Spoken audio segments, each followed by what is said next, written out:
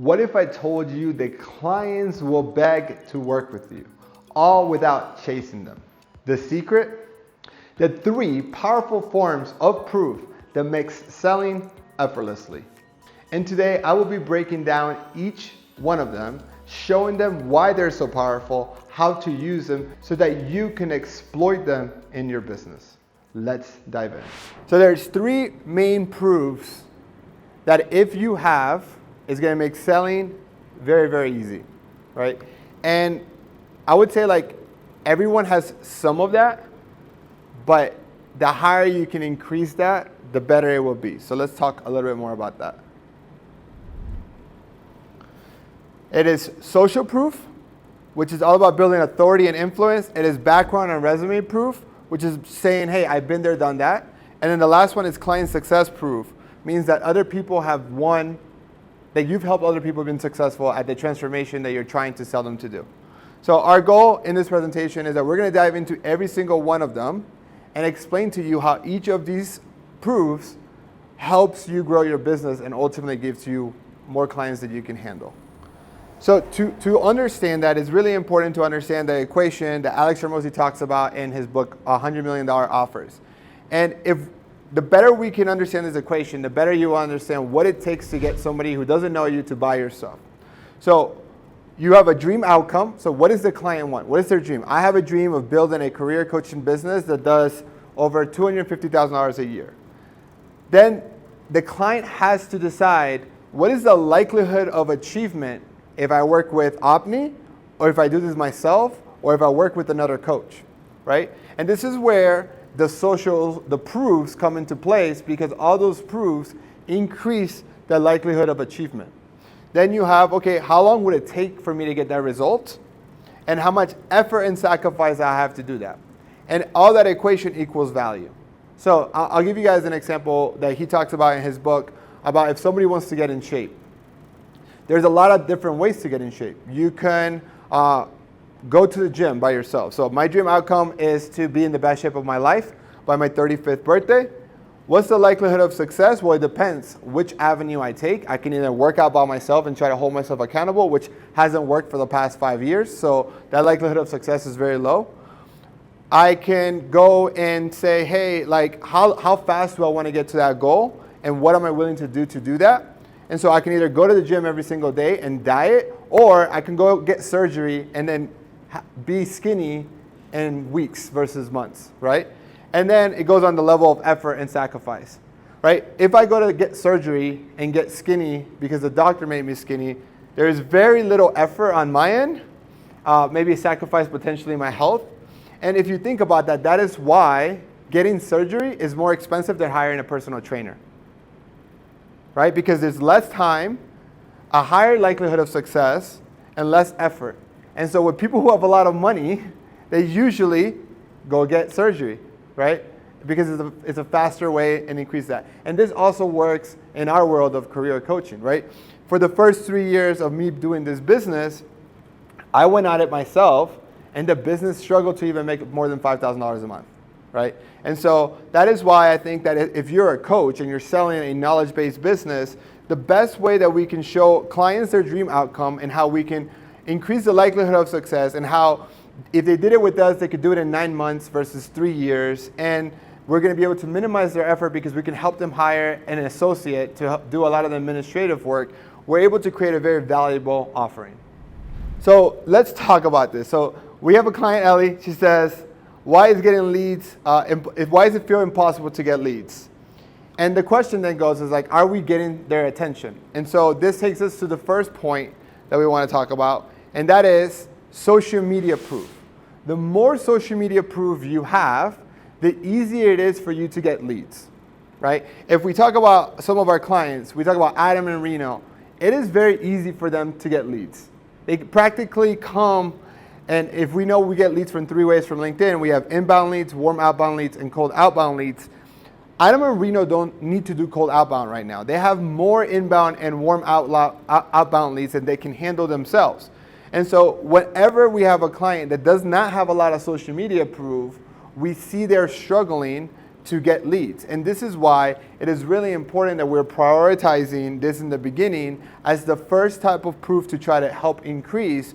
Because if we can get their posts to get more likes, more followers, then it becomes easier because people are then seeing them as an authority.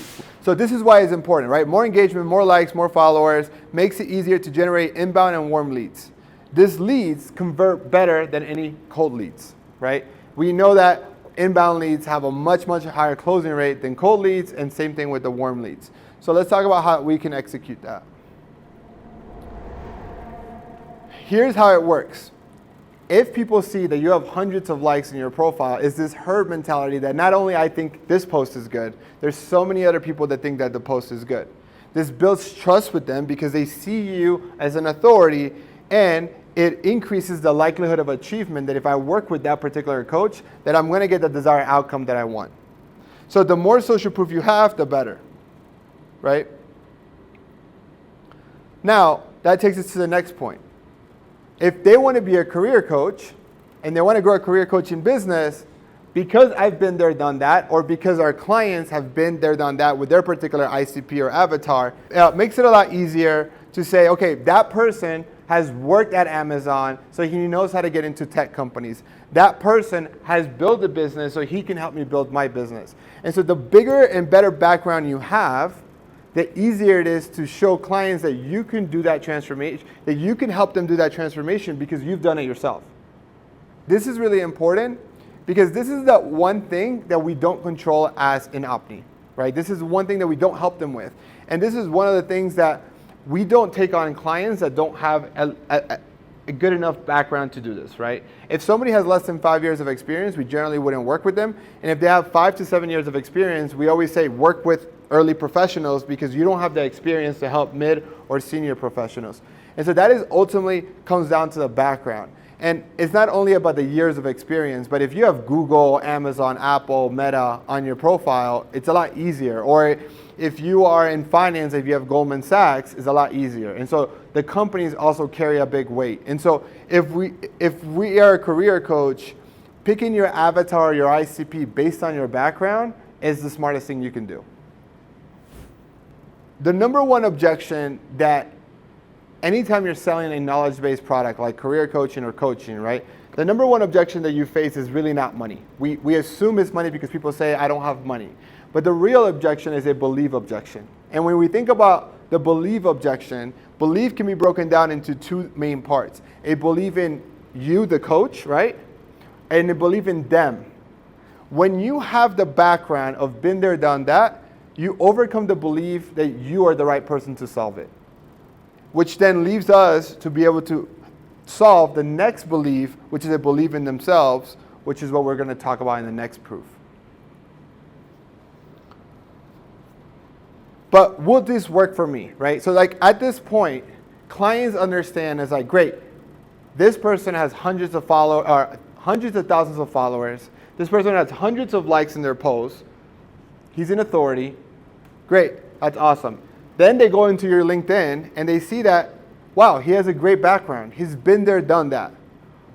The next thought that goes into the lead's heads is, that's worked for him, but will it work for me?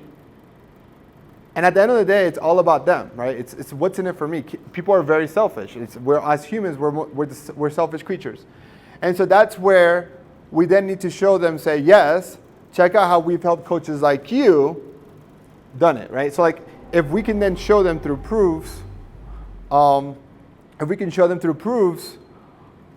this is the next proof, which is client success proof.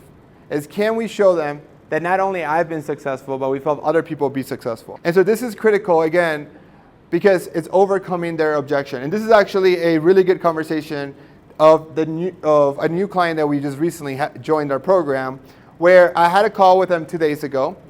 He said, I had to think about it. He then came back with a belief objection of saying, hey, I just want to make sure that I'm the right client to work with you and your team, right? And in a way saying, am I good enough? Am I going to, like, do I have a strong enough background to be successful? And what's interesting about this particular client, or this particular lead who is now a client, is that he has over 15 years of experience. So he has experience, he has a PhD, he has all this background, but the belief in himself was the thing that was holding him back from getting help. He didn't believe that maybe there was something missing in him being able to build the business that he really wanted to. And so when we can show him, hey, yes, you could do this, but don't just take my word for it. Here's 2-3 other clients that were in similar backgrounds, that had similar beliefs, and look at the transformation they've made. I have now increased his likelihood of success in his head. So then he is willing to say, to sign up and join the program, right? So how do you do that? It's by having case studies and social proof of clients in similar situations, right? If I am a career coach and I see that we used to deal with a lot when we were working with international students, but I don't have experience in America, we can then show examples of 3 or 4 other people who didn't have experience in America who were able to get jobs. So you overcome that belief. So then social media proof gets you more leads, right? Your background and resume proof gets you more sales calls, but your client success proofs ultimately gets you more clients. When combining all 3, your business will be unstoppable. Your social proof will get you ungodly amount of leads. Your background proof will let clients know that you've been there, done that, and your client success proofs let your clients know that they can be helped with your help. This will make your business bulletproof, and you will have more clients than you can handle. If you found value in this video, don't forget to like and subscribe. And if you're ready to take your coaching business to the next level, then hit the link below and apply to work with us. We'll see you inside.